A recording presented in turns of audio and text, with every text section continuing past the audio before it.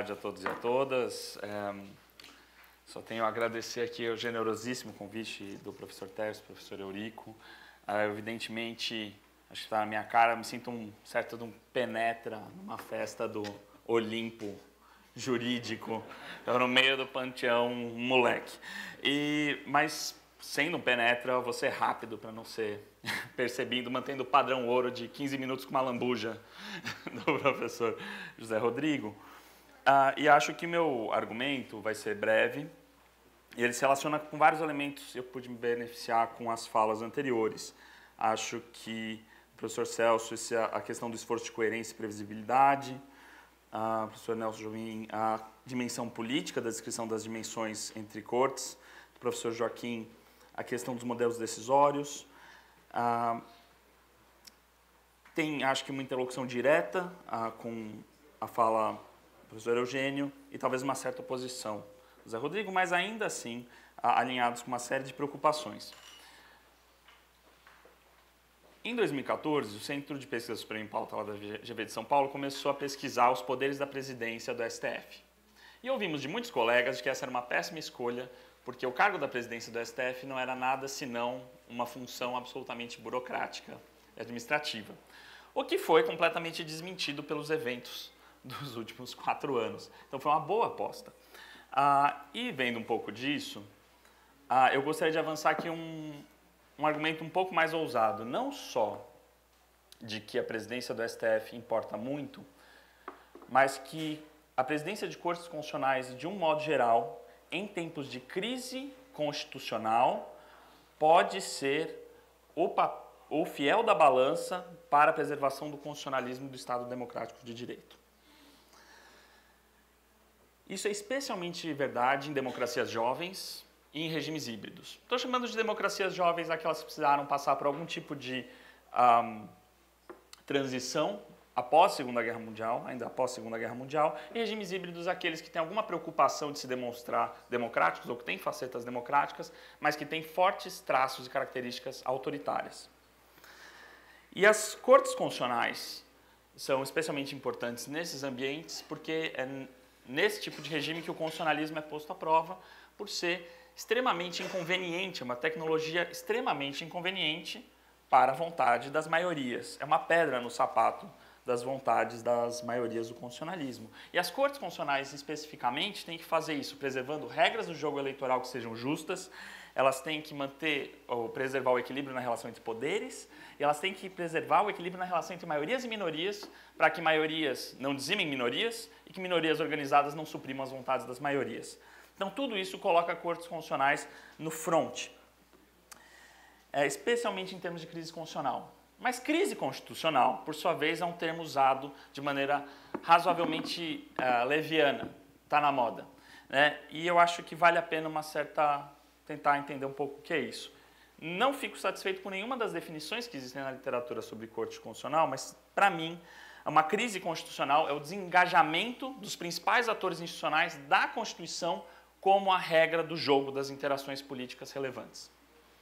E é um momento. Nisso eu concordo plenamente com Steve Bauckham. E chamar o que nós passamos de 2013 em diante de crise parece tão inadequado quanto dizer que as instituições estão funcionando perfeitamente. Um bom termo que eu vi recentemente no livro do professor Oscar, é a ideia do mal-estar constitucional. Então, nem tudo está funcionando perfeitamente, mas a vida anda de alguma maneira. Eu acho que a chave teórica para descrever o que é esse mal-estar foi desenvolvida pelo Mark Tushnet, e acho que essa é a ideia principal que eu gostaria de passar aqui, a ideia de hardball constitucional, que é o jogo duro constitucional. O que é o jogo duro? Eu vou usar o exemplo do jogo, é aquele ato que ele está na legalidade ainda, ou no limite da legalidade, uma legalidade questionável, mas de uma legitimidade absolutamente questionável. Então, no jogo de futebol, é aquele carrinho ali que está no limite do cartão, feito com a intenção, não de pegar a bola e fazer o gol, mas de quebrar o outro jogador, dentro da legalidade. E no campo constitucional, você tem uma série de atores dentro do executivo e do legislativo que podem tomar medidas como essa. Por exemplo, um presidente da Câmara dos Deputados que pode estar sendo investigado na comissão de ética e sabe que no dia em que está havendo uma sessão importante da Comissão de Ética, se ele convocar uma sessão de plenária, a sessão da Comissão de Ética tem que ser interrompida. Tudo hipotético. Isso nunca, jamais aconteceu. Estou falando da Alemanha. Mas pode. É um hardball. É um jogo duro. E o jogo duro, na democracia, como nos jogos, faz parte do jogo. A não ser quando ele é endêmico. Quando a razão de agir dos agentes é mais preocupada em estar no jogo duro do que seguir o jogo em si. Bom, quando que isso acontece? Normalmente, quando o executivo internamente, ou o legislativo internamente, o executivo e o legislativo quebram o pau nesses termos, a maravilha é que você tem uma corte constitucional para, na pior das hipóteses, acabar com isso. O problema que tem de acontecer nos diversos países, falo sem ironia, é quando as cortes constitucionais entram no hardball elas mesmas, não como juízes, mas como jogadores dessa partida. A disputa de poder com jogadas duras é feita para preservar o seu poder ou impedir totalmente o outro poder de realizar suas jogadas. E qual é a marca do hardball? Ele é absolutamente uma quebra com fair play, é algo inusitado, é algo que não se imaginava vir. E o judiciário tende a fazer isso justamente nos momentos em que o constitucionalismo está sob ataque. O judiciário, as cortes constitucionais tentam entrar no hardball com a melhor das intenções. Mas o spoiler, eu já deixo desde já, é o seguinte, isso tende a ser péssimo para cortes constitucionais. O judiciário tende sempre a perder quando ele entra nesse hardball. E como que ele pode fazer isso? É óbvio que ele pode fazer com decisões, e acho que cada um pode pensar no seu exemplo de predileção, sempre da Alemanha. E ele pode tomar decisões de afetar, por exemplo, suspendendo o mandato de alguém quando ninguém imaginava que era possível suspender o mandato de um parlamentar. Ou criando uma condição nova para a prisão de um senador. Pode? Bom, é uma interpretação, veja bem, mas está ferindo a regra? Não está, isso é usual. Mas existe uma faceta do hardball também, que é em termos de uso de poderes institucionais. Por exemplo, um pedido de vista feito para que a maioria não consiga declarar um determinado resultado, ou uma ação nunca ser colocada em pauta, ou ser colocada em pauta no dia seguinte, ou ser colocada e tirada de pauta com um determinado fim de negociar, por exemplo, ou diminuir o ímpeto do executivo ou do legislativo. Por que o judiciário tende a perder no jogo de hardball? Porque é péssimo só para o judiciário, é péssimo especificamente para uma corte constitucional ser percebido como politizado. A jogada dura é ok para quem está no jogo. Mas o juiz que começa a fazer um hardball, apitar uma final de Copa do Mundo, necessariamente não vai ter nenhum apoio. E, além disso, então ele começa a ter a sua legitimidade minada. E o que é perder a legitimidade? No primeiro momento, o efeito mais visível é ter a possibilidade de que as suas decisões não sejam obedecidas, em primeiro lugar. Em segundo lugar, você pode gerar chances de ter uma fragmentação interna no tribunal. E é por isso que no judiciário, uma vez iniciado o hardball, é muito difícil sair dele, porque ele gera reações dentro do tribunal e respostas de outros poderes que podem ser, sim, excessivamente duros e políticos para defender a legitimidade, na ordem da legitimidade do seu poder político, que é um mandato ou da maioria, ou de seus legisladores, ou suas prerrogativas eminentemente políticas. Bom, o que significa, então, uma corte constitucional perder no jogo do hardball? O meu argumento é que é ter a chance, ter a probabilidade de sofrer um desmonte institucional. O que é um desmonte institucional? No caso da Rússia, em 93, uma corte constitucional com uma boa liderança, audaciosa, em aspiração crescente, com decisões ousadas uma atrás da outra de hardball, regulando a vida política, bate de frente com Yeltsin, que fecha a corte. E por 2 anos o país não tem uma corte constitucional. Não é isso que tende a acontecer em outros países. Em primeiro lugar, porque quando nós estamos falando de jovens democracias e de regimes híbridos, pega muito mal você deixar de ter uma corte constitucional. Externamente, você comprometer o Estado democrático de direito de maneira tão visível pode ser péssimo para acordos e pactos comerciais. Isso pode ser uma bandeira muito grande para que a oposição se reúna contra o governo. É um gesto de força muito excessivo. E fora que, para o poder, às vezes é mais interessante ter uma corte constitucional amiga do que não ter uma corte constitucional. Porque ela pode disciplinar o restante do judiciário e ela pode resolver brigas internas da elite. Então, o que tem sido esse desmonte em países como Hungria, Venezuela e Turquia?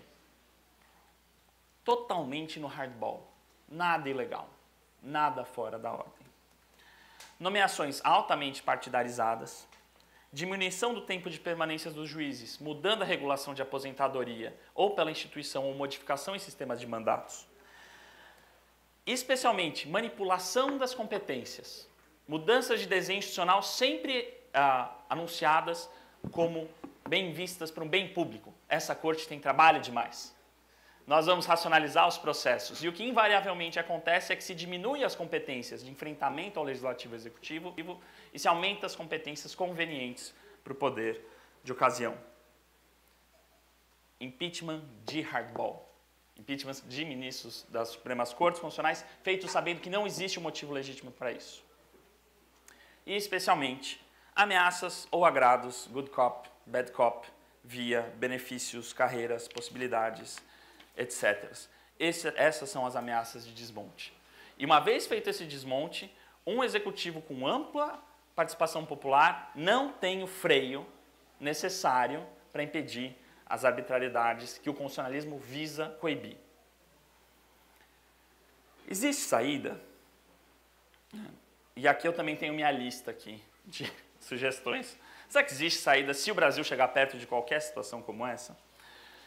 Eu acho que são necessárias duas agendas para isso. Uma delas tem a ver com reconquistar a confiança e a reputação popular. Parte da legitimidade de uma corte constitucional tem a ver com ela ser percebida como angariada na técnica, ainda que isso possa filosoficamente ser ultra problemático, mas o que conta é a percepção. E por isso a importância não de publicidade, mas de transparência e controlabilidade. Um levantamento que nós fizemos sobre impedimento e suspeição, movidos pelas notícias reiteradas na metade desse ano, de que o Supremo Tribunal Federal entra em diversos escândalos de impedimento, suspeição e de comprometimento da parcialidade, nos levou para o seguinte dado. Você não tinha nenhuma decisão de arguição de impedimento e suspeição que chegava ao plenário do STF. Um escândalo. Até que nós fizemos a seguinte pergunta. Alguma tinha que ter chegado lá? Mais da metade tinha sido apresentada fora do prazo. Mais um outro tanto não tinha feito as condições processuais. Várias outras estavam dentro de uma jurisprudência super razoável. As impugnações eram esdrúxulas. E aí o que você tinha? Essa ambiguidade de que, e quando nós fomos ver as declarações individuais fora das arguições, nós vimos que o Supremo tem, sei lá, mais de 5.000 declarações de impedimento e suspeição. Todas com uma marca distintiva que são por motivos de foro íntimo. Opacos. Então, olha só que situação esdrúxula. Os ministros do Supremo Tribunal Federal fazem a lição de casa de fazer o controle da parcialidade, mas fazem isso sem o bônus, que é passar isso para uma população que fala, eles são imparciais. E basta um caso ou dois para que a impressão seja a contrária. Nada é feito. É uma várzea.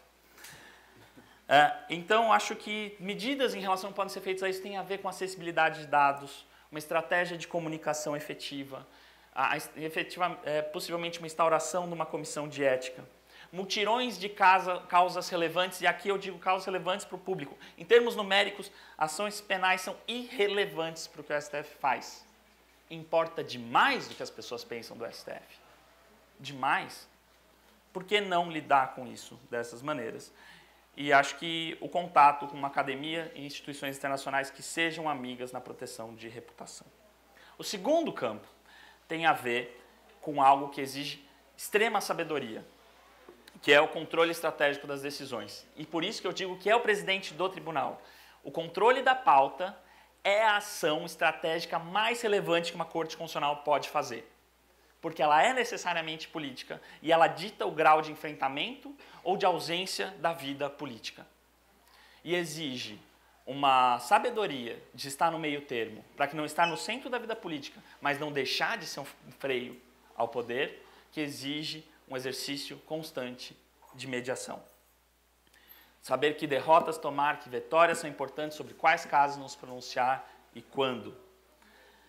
E para isso, abrir mão do custo político de decidir em certas ocasiões, que tem a ver com, possivelmente, abrir mão de segurar causas para julgar para sempre, que são as cautelares eternas, que nunca são julgadas no mérito, e possivelmente abrir mão de certas competências por si, antes do que por terceiros.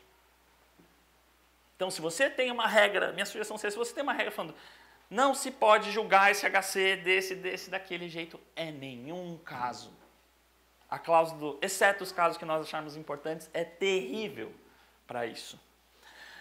E eu acho que isso é possível, mas tem dois grandes obstáculos para o Supremo Tribunal Federal. Cheguei nos meus 15 minutos e estou aqui na lambuja de finalização. O que a literatura, o Diego Werneck Arguelles e o Leandro Molano chamaram de, muito inspiradamente, ministocracia. O fato de que o STF tem um desenho institucional que faz com que, basicamente, os ministros que quiserem agir de maneira voluntariosa podem. E podem fazer isso com atores de veto na ação do tribunal ou criando um conflito absurdo com o executivo e o legislativo. E que após as eleições nós vamos viver um cenário diferente até aqui, de 2013 até 2018, porque nós passamos a ter um desequilíbrio acentuado de forças nas relações entre os poderes. O STF enfrentava um cenário de poderes esfrangalhados. Isso acabou. Então me parece que, em conclusão, há duas grandes tarefas. Para a preservação do constitucionalismo e da Constituição de 88, que logo menos vai ser chamada de esquerda aparelhada ou coisa do gênero, da ditadura, uma aristocracia contra o povo e coisa do gênero, é preciso reconquistar o imaginário social. Segundo, ponderar seriamente nos poderes de agenda o risco de uma retaliação do executivo, mas ao mesmo tempo não se ausentar da sua tarefa de proteção de minorias. Isso tem a ver com também ter, então, uma agenda interna entre os ministros e um compromisso com a consistência, que diga, não sou eu que estou inventando isso aqui, a gente decide assim há 30 anos, que é a defesa que uma instituição jurisdicional tem. Eu não estou inventando isso agora, minha decisão não é ad hoc. Essa me parece a tarefa, em tempos de crise constitucional, que o presidente do STF, lideranças do STF, precisam cumprir pela sobrevivência do constitucionalismo, do Estado democrático e de um desenvolvimento que não é de PIB, mas das instituições, da sobrevivência das instituições políticas e sociais. Muito obrigado.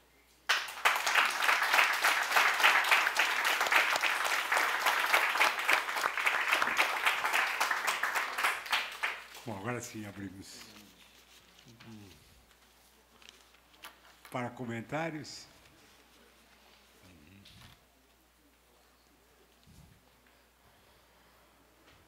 Um dos problemas gerados pela democracia constitucional desde o século XIX foi um desvio que a gente percebeu, olhando as duas palestras, não? Que foi lentamente uma constante. Quando a gente olha, no comecinho do século XIX, o Savigny, por exemplo, que já foi citado várias vezes, não? Ele dizia que o centro da reflexão jurídica, o ponto inicial, não, é a relação jurídica. Foi isso que ele disse.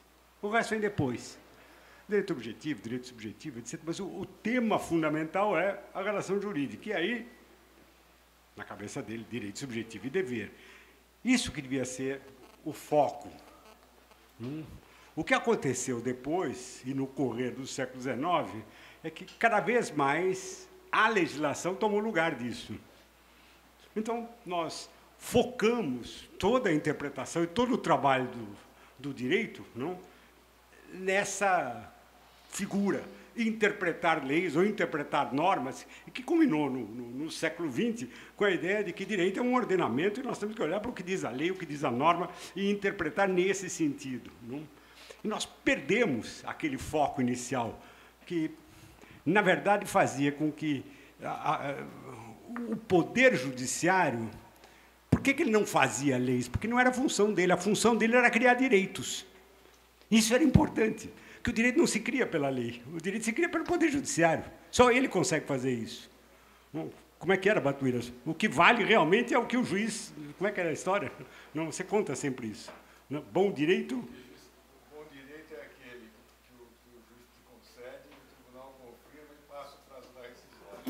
É isso aí. Na verdade, esse é o grande trabalho do Poder Judiciário, que ficou perdido. Eu não sei se hoje a gente está, por várias razões, sentindo uma volta. Quando fica, sei lá, neoconstitucionalismo, princípios, não? Talvez esteja escondido aí, não consciente, a percepção de que o trabalho não é ficar interpretando lei, realmente é olhar direitos. O que eu reconheço como direito e o que eu não reconheço como direito. Você falou nessa linha. Não sei se a gente tem que voltar a pensar nisso. Essa é a grande tarefa do Poder Judiciário. Não é ficar fazendo norma, nem lei, nem de espécie nenhuma. Deixa isso para o Judiciário, deixa isso para o Legislativo e para o Executivo. Pense em criar direitos ou não criar direitos. Essa é a grande função. E, para isso, devia ser preparada a teoria jurídica, que está despreparada. E, quando entra esse negócio de neoconstitucionalismo, princípios, etc., isso soa mal, você sente uma angústia de arbitrariedade, que nós não estamos mais preparados para isso. Talvez esse seja o grande momento de repensar. Não sei. Quiserem? Venha.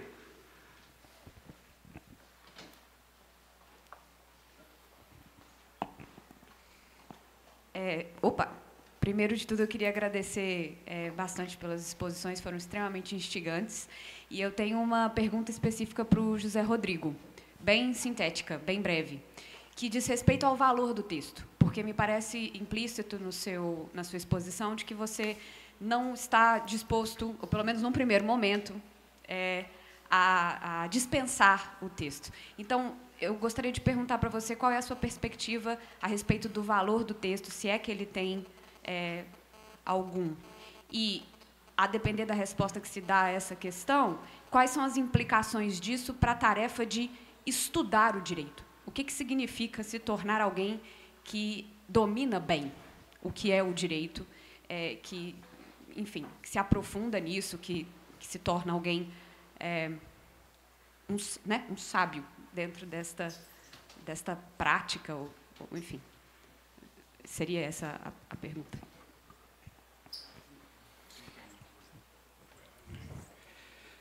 Essa é a questão importante para a minha própria posição. Mas eu tendo a ver o texto como uma espécie de, vamos dizer assim, é um traçado inicial do limite do que é possível e do que é impossível numa certa ordem jurídica, né? Que é feito em algum momento por alguém que tem autoridade, então ele traça esse parâmetro que imediatamente vai ser questionado pela sociedade, pode entrar em disputa. Já entra necessariamente em disputa, isso num fluxo contínuo, né? Um fluxo contínuo de interpretações que podem, inclusive, resultar na criação de outras ordens jurídicas, né? Pode haver um processo, digamos assim, o Cover usa um termo que é ruim, mas é visualmente interessante. Ele fala de mitose normativa, né?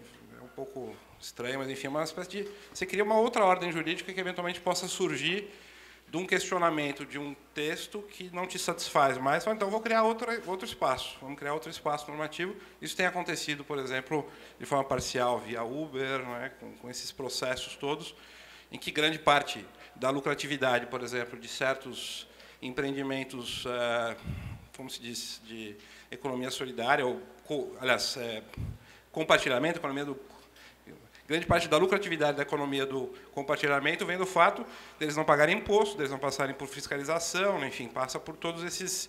evitar essas normas que, na verdade, são, vamos dizer assim, pouco úteis para aquele processo de formação de sentido. Então, para mim, o texto é isso, ele traça os limites do que é possível e do que é impossível, e ele vai estar necessariamente em questão, porque outras formas de vida, outras expressões, outras demandas sociais vão surgir o tempo todo, que vão colocar o texto em questão. Então, a indeterminação nunca é do texto, a indeterminação é da vida social, a indeterminação é do processo de juris gênese, né, como o Cover fala, que é constante, que vai forçando, digamos assim, uma revisão constante, tanto do sentido do texto de uma certa ordem normativa para ela manter a sua integridade mínima, né, porque você tem que matar sentidos para manter aquela integridade, quanto, eventualmente, com a criação de outras ordens normativas que vão... Pode ser um Estado independente, ou pode ser, né, o Uber como espaço de regulação independente, que também vão se construindo. Então, o texto, na verdade,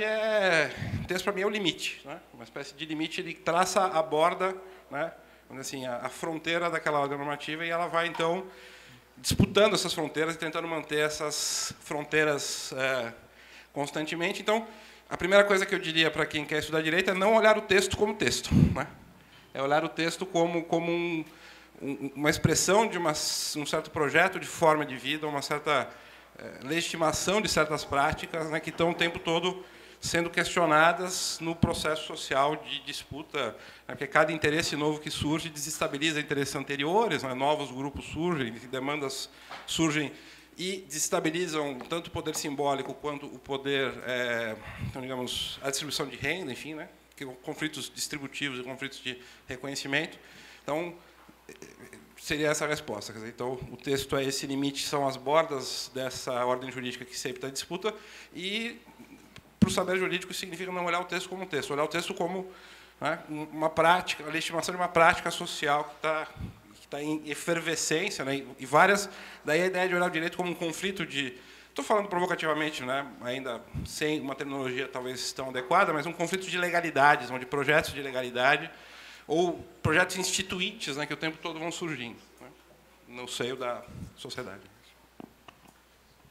Bom, completar alguma coisa? Tudo bem? Podemos ir para o próximo, então, agradecendo. Então, vamos lá. Obrigado.